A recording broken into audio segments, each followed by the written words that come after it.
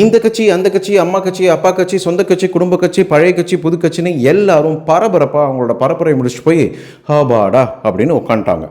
தமிழ்நாட்டை பொறுத்த வரைக்கும் எலெக்ஷன் அப்படின்னாலே ஒரு திருவிழா மாதிரி தான். பரபரப்பாக நடக்கக்கூடிய பரப்புரைகளும் அதுக்கப்புறம் வரக்கூடிய ட்ரோல் மெட்டீரியல்ஸும் அங்கே நடக்கக்கூடிய காமெடிகளும் அங்கே நடக்கக்கூடிய சாதனைகளும் சரி, அதோட சேர்ந்து டீ ஷாப், காஃபி ஷாப், பஸ்ஸில் போகும்போது, வாக்கிங் போகும்போதுன்னு எல்லாரும் அவங்கவுங்க பெர்ஸ்பெக்டிவில் ஒரு தனி அரசியல்வாதியாகவே ஆயிருப்பாங்க அப்படின்னு சொல்லலாம்.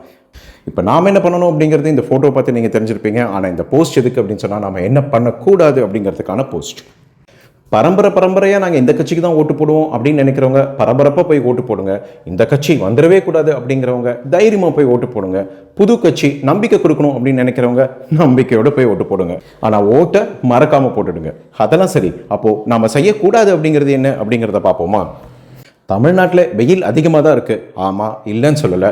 ஓட்டு போட போனால் கியூ பெருசாக இருக்கும், 2-3 மணி நேரம் வெயிலில் நிற்கணும். ஆமாம், இல்லைன்னு சொல்லலை.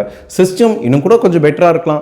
பிக் பாஸ் மாதிரி மொபைல்லேயே ஒரு ஆப் ஓப்பன் பண்ணி டக் டக் டக் டக்னு ஓட்டு போடுற மாதிரி இருந்தால் இன்னும் பெட்டராக இருக்கும் அப்படிங்கிறதும் ஆமாம் ஒத்துக்கிறோம், இல்லைன்னு சொல்லலை.